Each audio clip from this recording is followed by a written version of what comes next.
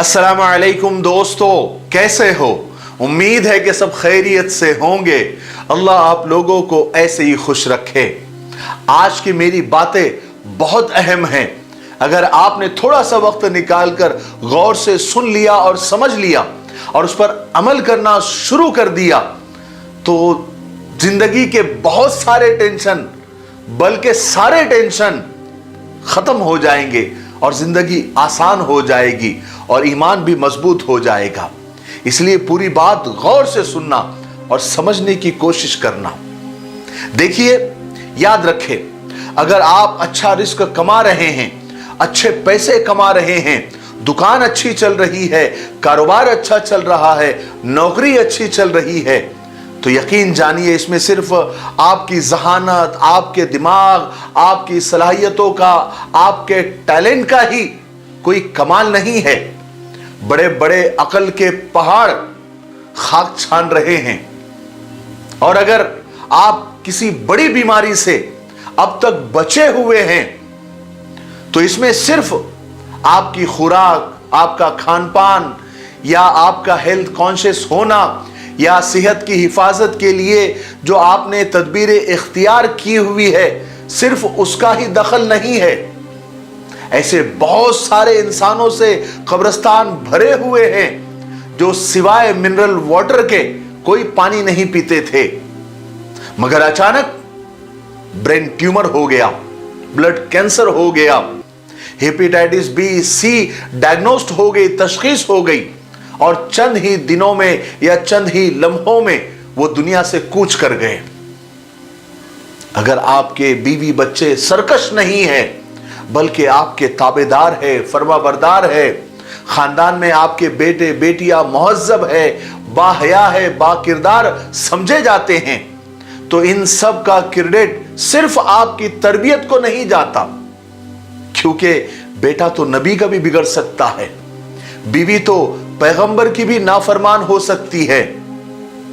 अगर आपकी आज तक जेब नहीं कटी, कभी घर में चोरी नहीं हुई, कभी दुकान का ताला तोड़ा नहीं गया, कभी आपका मोबाइल चोरी नहीं हुआ, इसका यह मतलब नहीं है कि आप बहुत चौकन्ने हैं, बहुत होशियार है, बहुत चालाक है, बल्कि इससे यह साबित होता है कि अल्लाह ने अब तक चोरों को, डाकुओं को, बदकमाशों को, जेब कतरों को, रहजनों को आपके करीब फटकने भी नहीं दिया, ताकि आप उनकी जरर रसानियों से और उनकी तकलीफों से बचे रहे। ये अल्लाह का करम है।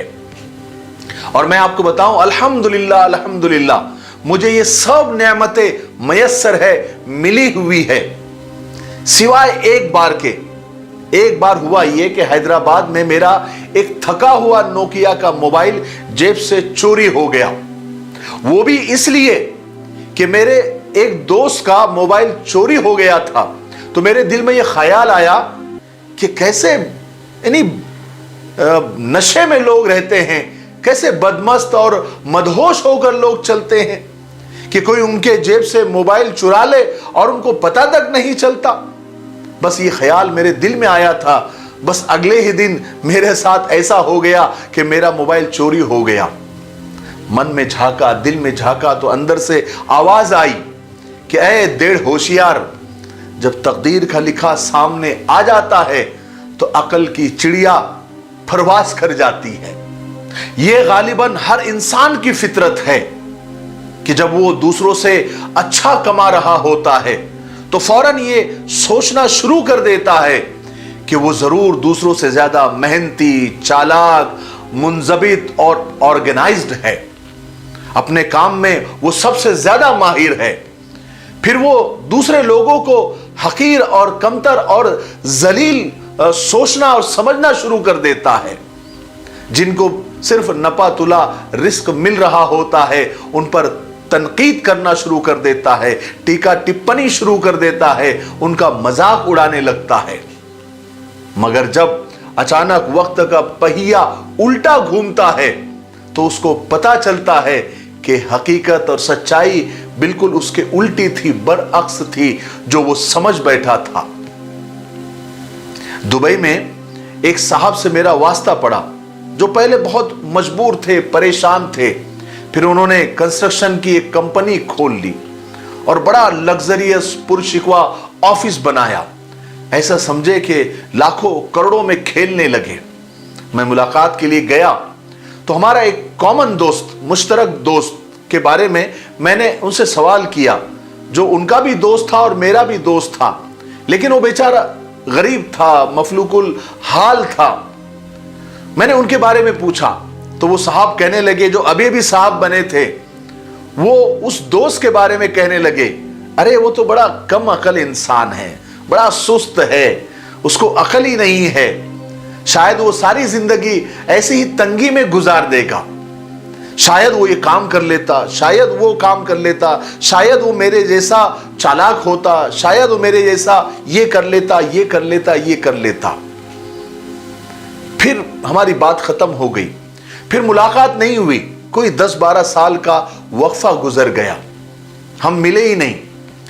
फिर हुआ एक दिन कि मैं किसी काम से उन्हीं के ऑफिस जाना हुआ, तो वहां जाकर जब मैंने देखा तो वो साहब खुद ऑफिस में नहीं थे, बल्कि सारा स्टाफ ही बदला हुआ नजर आ रहा था।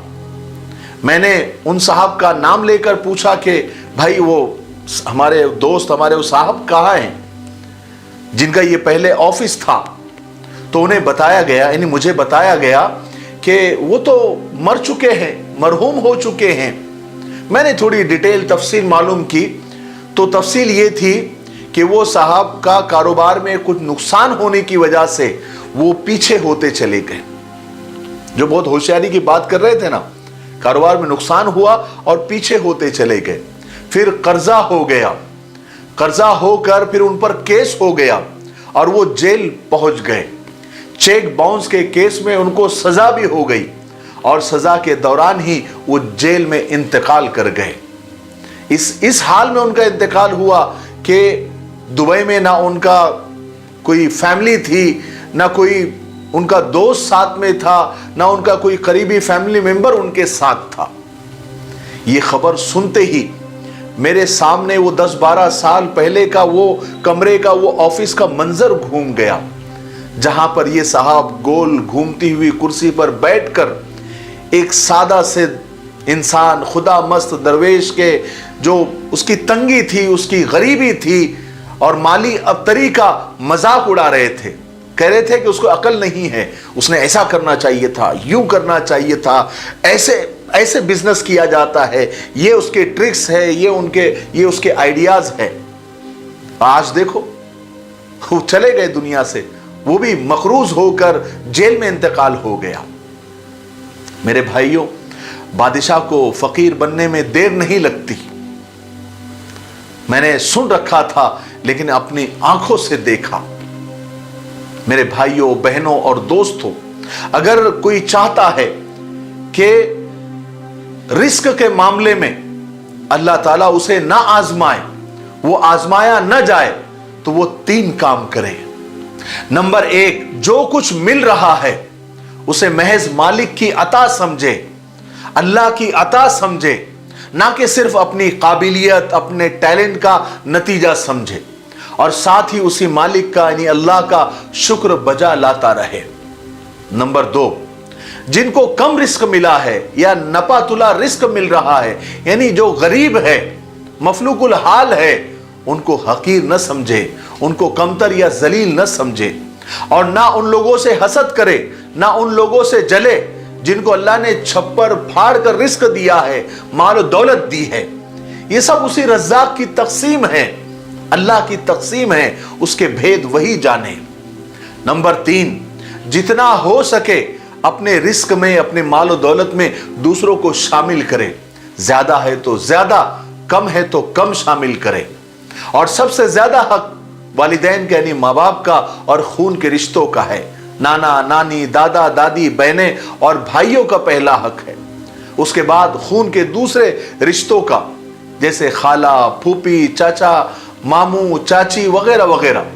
फिर दूसरे करीबी रिश्तेदार, उसके बाद मिस्कीन, लाचार, जरूरतमंद लोग। यकीन मानिए, जब बहुत सारे लोगों के हाथ आपके लिए और आपके हक में दुआ में उठेंगे तो बरकत की मूसलाधार बारिश आप पर बरसती जाएगी, जिसकी ठंडी फुहार से आपकी जिंदगी गुलशन गुलशन हो जाएगी। ये आप 3 काम करें, इंशाअल्लाह आप अल्लाह की आजमाइश से, रिस्क के मामले में और मालो दौलत के मामले में जो आजमाइश अल्लाह की तरफ से आती है उससे बचे रहेंगे। मुझे उम्मीद है कि आज मेरी बातों से आपको बहुत कुछ सीखने को मिला होगा। अगर आपको सीखने को मिला है तो आपका फर्ज ये बनता है कि आप इन बातों को दूसरों तक भी पहुंचाएं। इसलिए ये वीडियो ज्यादा से ज्यादा शेयर करें और आज की बातों के बारे में, आज की बातों से आपने क्या सीखा कमेंट सेक्शन में जरूर बताएं, क्योंकि मैं आपके कमेंट्स पढ़ता रहता हूं। मुझे अच्छा लगता है आपके कमेंट्स पढ़ना और मैं आपके कमेंट से बहुत कुछ सीखता हूं।